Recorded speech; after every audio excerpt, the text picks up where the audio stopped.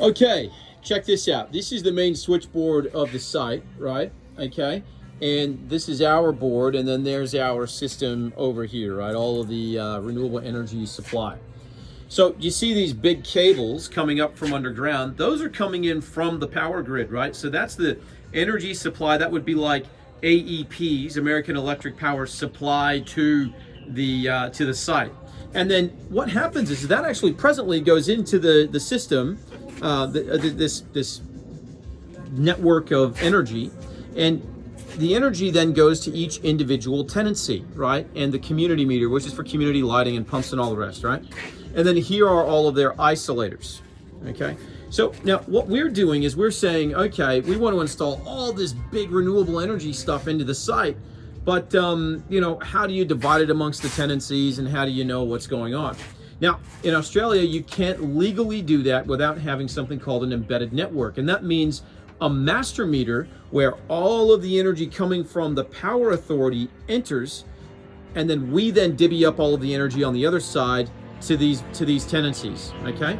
So to explain how that works, here in a couple of weeks, we're going to remove the cables from this system here, right? From this main switch, and we're going to connect those to cables that we have ran kind of through here, and those cables are going to go into this main switch down here, right?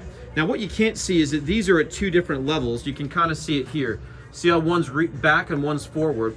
So in the back of this, those cables there are running up through something called a CT chamber. Tom, would you open up that that chamber for me?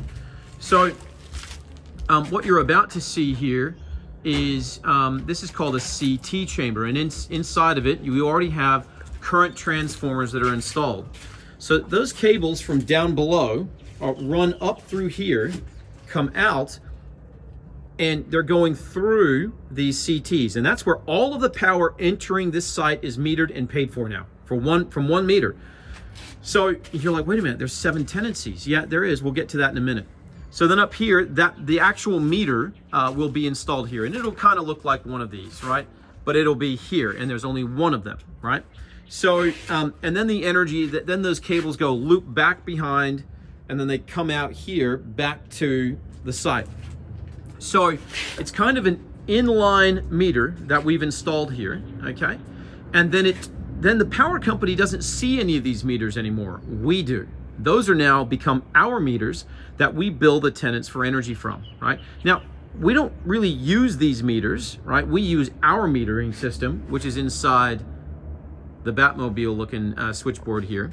But I'm just trying to explain to you the works that we have been doing today, right? So once this meter is installed, this entire network becomes ours, okay?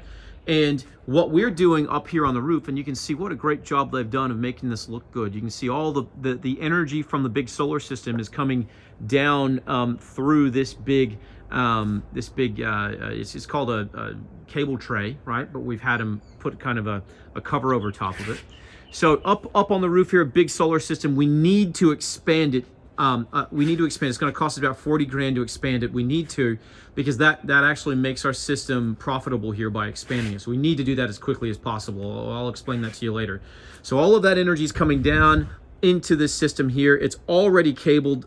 So all of these inverters are now cabled from the solar panel on the roof. They're ready to start injecting power into the switchboard here. So what we do, this is very interesting. I'm going to bring you over here. You can see inside here, you see these little, so I'm going to try to zoom in. Do you see those guys right there that are around the cables? That's called a split core current transformer. And that split core current transformer is around every single one of these cables. And every single one of those cables goes to a specific tenancy here on site, okay? So we know their exact real-time energy demand. We know how much energy they have consumed from our system. Again, these meters really don't mean anything because we bill off of this system. We provide them their data off of this system. 1 kilowatt measured here will be 1 kilowatt measured here. For all intents and purposes, these are redundant to our metering and monitoring system here. But because we know their real-time energy demand, our computer system can then impose control over top of the on-site renewable energy system here and the battery, the new battery we're going to be putting in here, right? And so this system then, in real time, dispenses renewable power to the site in accordance to the real-time energy demand of all of the tenancies. We know exactly what kind of energy they're consuming because we've got a meter here. We've got metering here. We have metering here. We know exactly where energy is coming from in real time. We know how much renewable power they're consuming versus grid power.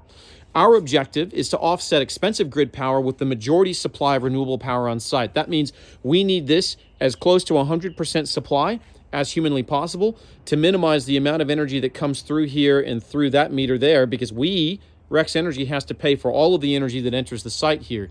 We don't want to pay for any, right? So that's how it works. Isn't it amazing?